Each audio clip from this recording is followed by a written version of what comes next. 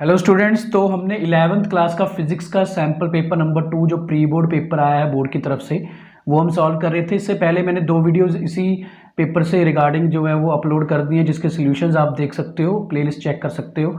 इसके बाद हमारा जो रह गया था वो हमारा पोर्शन रह गया था सेक्शन सी एंड डी। तो अब हम उसके अगले क्वेश्चंस के आंसर्स भी देख लेते हैं, सॉल्यूशंस देख लेते हैं हम जल्दी से। तो यहाँ पे देखिए हमारे पास यहाँ पे सेक्शन सी है जो उसमें फर्स्ट क्वेश्चन है, ये 3 मार्क्स की क्वेश्चन है। State the Kepler's law of planetary motion. ये हमारे पिछले सैंपल पेपर में भी आ चुका है, प्री बोर्ड का जो हमारे चैनल पे अपलोड है जिनके सॉल्यूशंस। तो लॉ ऑफ ऑर्बिट, इसके 3 लॉ है।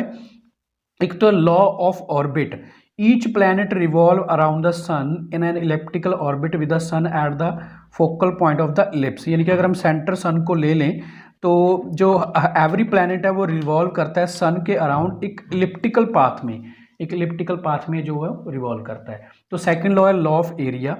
The line joining the planet to sun sweeps out equal area ना इक्वल इंटरवल ऑफ टाइम। यानी कि जो प्लैनेट है वो सन के अराउंड एवरी पॉइंट पे जो इक्वल एरिया स्वीप आउट करता है in equal interval of time पे। ये लॉ ऑफ एरिया यानी कि कैपलर्स का सेकंड लॉ है। और इसके बाद हमारा थर्ड लॉ। बच्चों पढ़ाई में डाउट्स आते हैं, सॉल्व नहीं हो पा रहे हैं तो घबराओ मत, इसका सोल्यूशन है डाउटनेट ऐप। जिस भी सवाल में आपको डाउट हो उसकी फोटो खींचो, क्रॉप करो और 5 सेकंड के अंदर अंदर आपको उसका वीडियो सोल्यूशन मिल जाएगा, वो भी बिल्कुल फ्री में। यानी अब आप पूछिए अपने अनलिमिटेड सवाल कहीं भी कभी भी। अब चाहे सवाल class 6 to 12th IIT JEE या नीट का हो या फिर CBSE यूपी बिहार पंजाब राजस्थान या अन्य किसी स्टेट बोर्ड का हो, कोई भी सब्जेक्ट हो, physics chemistry math biology science, आपके सभी सवालों के जवाब आपको मिलेंगे सिर्फ डाउटनेट ऐप पर। साथ ही डाउटनेट पर चल रही हैं class 9 to 12th IIT JEE NEET के बच्चों के लिए ऑनलाइन क्लासेस, जिसका हिस्सा बनकर देश के सभी राज्यों में बच्चे लेकर आए हैं रैंक 1। तो आज ही डाउटनेट ऐप इंस्टॉल करो और अपने डाउट भगाओ और टॉप रैंक लेकर आओ। Third law of planetary motion, law of time period बोलते हैं इसको हम। The square of the period of any planet about the sun is proportional to the cube of the semi major axis of the elliptical orbit. मतलब जो time period है वो depend करता है कि प्लैनेट कितना दूर है सन से, इसीलिए T square is directly proportional to R cube. Now उसके बाद इसी का ही और पार्ट है, ये हमारा 18th क्वेश्चन है, मतलब कि सेक्शन सी का 18th क्वेश्चन का और part. Assuming the earth to be a sphere of uniform mass density, how much would a body weigh half way down to the centre of earth, it is a weight 250 newton on the surface. अगर earth के surface पे किसी body का wait 250 Newton है तो उसका body का wait half way में जाके कितना होगा अगर हम सेंटर ऑफ अर्थ की तरफ जाएं तो हम जानते हैं वेट हमारा यहाँ पे हमको गिवन है 250 न्यूटन और body of a mass m is located at the depth d, then re/2 यानी कि रेडियस ऑफ अर्थ बाय 2 का हाफ कर दिया हमने। Acceleration due to gravity at depth d क्या है, g डैश हम जानते हैं ये एक्सप्रेशन को कि डिक्रीज कर जाती है 1 - d/re/g। तो d की जगह पे हम re/2 सब्सिट्यूट कर देंगे तो ये कैंसिल आउट होकर हमारे पास जो डेप्थ पे जो एक्सेलरेशन ड्यू टू ग्रेविटी है वो g/2 के इक्वल हो जाएगी हमारी। देन वेट यानी कि w डैश एट डेप्थ पे mg डैश 250/2 125 न्यूटन है जो बॉडी का वेट हो जाएगा डेप्थ पे जाने के बाद। नाउ इसके बाद हमारा नेक्स्ट क्वेश्चन नंबर 19 है, derive an expression for work done during an adiabatic process. ये क्वेश्चन भी हमारा पहले भी आ चुका है आइडियाबैटिक प्रोसेस की वर्क डन से रिगार्डिंग। तो आइडियाबैटिक प्रोसेस के लिए हम जानते हैं P V gamma is equal to K equal होता है and P is equal to, अगर हम इसमें वी को V raised to power gamma को डिवाइड में ले जाए तो के वी इनवर्स गामा बन जाएगा। Then work done P D V के इक्वल होता है, तो इसमें हम वैल्यूज़ को सब्सिट्यूट कर देंगे और इंटेग्रल करेंगे हम, तो के कांस्टेंट होने की वजह से आउटसाइड आ जाएगा। देन हम जानते हैं इंटेग्रल है जो हम n+1/n+1 करते हैं, लोअर एंड लिमिट हमारी v1 and upper limit v2 है, तो यहाँ पे हम वैल्यू सब्सिट्यूट कर देंगे इसमें।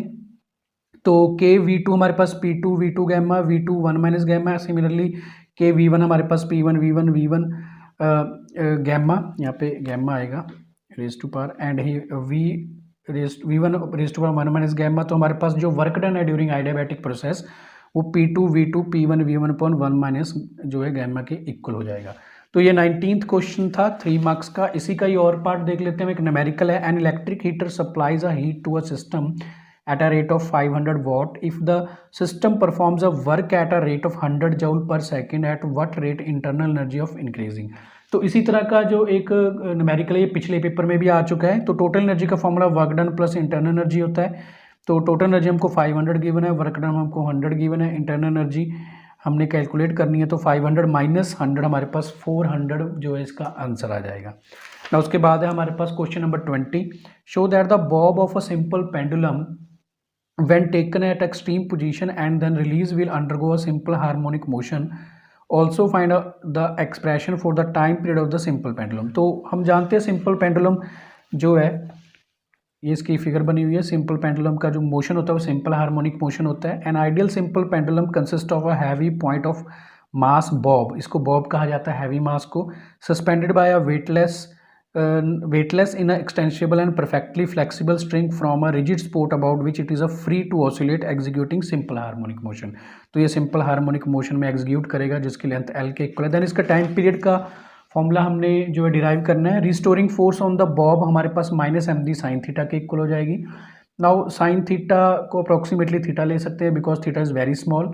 Then F is equal to -mg theta बन जाएगा। Now theta is equal to x upon L, मतलब कि ये length of arc upon radius के इक्वल हो जाता है। Now F upon X is equal to -mg upon L के इक्वल हो जाएगा हमारे पास, जो कि एक स्प्रिंग फैक्टर है। और टाइम पीरियड का हमारे पास जो फॉर्मूला होता है T is equal to 2π root inertia factor and spring factor. तो इनर्शिया तो मास हो गया, स्प्रिंग फैक्टर अभी हमने कैलकुलेट किया इन मैग्नीट्यूड फॉर्मर, इसको ले mg अपॉन एल, तो m से m कैंसिल, तो हमारे पास time period of a simple pendulum बन जाता है 2π रूट एल अपॉन जी, यानी कि length of the string and the gravity पे डिपेंड करेगा। तो उसके बाद हमारा क्वेश्चन नंबर 20 का ही और पार्ट हमारा आ जाता है 3 मार्क्स में और पार्ट। ये क्वेश्चन भी हमारा पिछले पेपर में आ चुका है, जो हमारा प्रीवियस पेपर जो हमने सॉल्व किए हैं फिजिक्स +1 के। अनडैम्ड एंड डैम्ड ऑसिलेशंस बताने हमने क्या होती हैं विद एग्जांपल।